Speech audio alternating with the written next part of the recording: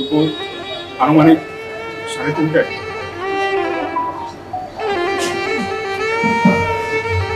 অনেক ব্যক্তি জানান তার মেয়ের লাশ পাওয়া গিয়েছে একটি ধানের জমিতে।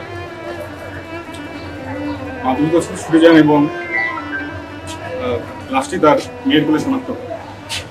আপনারা জানেন গত 29শে এপ্রিল জাস্ট 2 দিন আগেই কুমিল্লা জেলার সদর দক্ষিণ থানাধীন এলাকায় শিশু মেয়ে সন্তানকে নৃশংসভাবে ধর্ষণ এবং হত্যাকাণ্ডের ঘটনা ঘটে। হৃদয় বিতরকে ঘটনাটি সামাজিক যোগাযোগ মাধ্যম এবং ইলেকট্রনিক মিডিয়ায় ব্যাপকভাবে প্রচারিত হয় এবং দেশব্যাপী আলোচনার সৃষ্টি করে।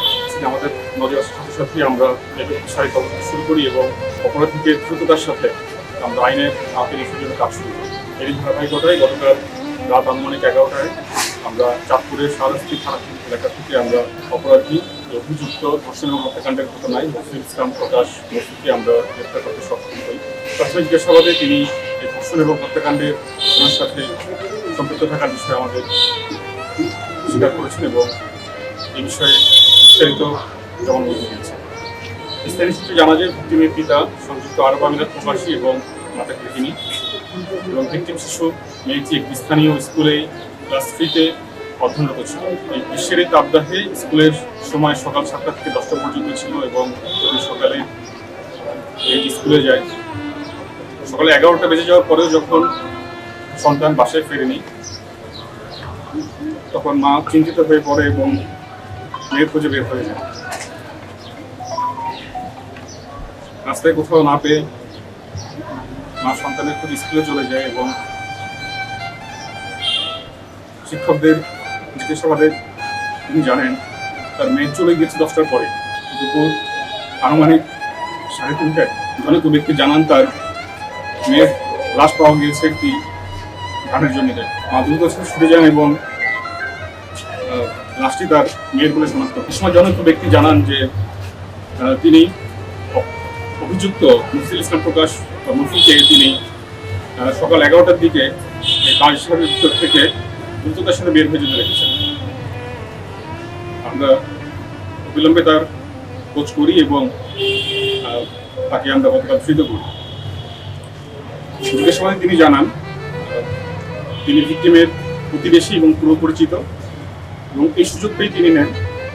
তিনি জানতেন কোন সময় স্কুল থেকে মেয়েটি ফিরে আসবে। তিনি রাস্তার পাশেই ছিলেন এবং ফেরত আসার পথে আনুমানিক 11টার দিকে তিনি মেয়েটিকে তুলে নিচু রাস্তায় নিয়ে যান এবং পাশবিক নির্যাতন করেন এবং নির্যাতনের এক পর্যায়ে তিনি চিৎকার করলে তাকে মুখ এবং গলা চিপে তাকে হত্যা করেন।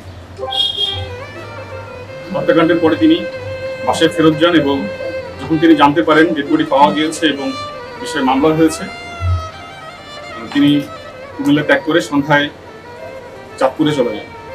আমরা চাঁদপুর থেকে তাকে ধৃত করি। আমরা প্রাথমিকভাবে জানতে পেরেছি তিনি একজন মাদকসেবী। বাইরে তিনি টুকটাক রাজমিস্ত্রির কাজ করেন, যোগালির কাজ করেন এবং নিয়মিত তিনি গাঁজা সেবন করেন। র্যাব 11 সবসময় সামাজিক যে কোনো অপরাধ দমনের ক্ষেত্রে বদ্ধপরিকর এবং আমরা আশা করি এই ঘৃণ্য অপরাধী অতি দ্রুত তার শাস্তি পাবে। এখানে কোনো পূর্ব শত্রুতা বা মাদকের বিষয় আসেনি।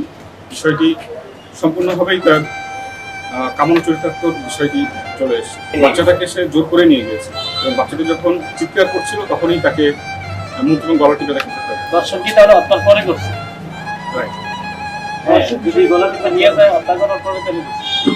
আমরা তথ্য পুলিশের ভিত্তিতে গ্রেফতার করেছি। তিনি তার এক আত্মীয়র বাসায় আশ্রয় নিয়েছিলেন।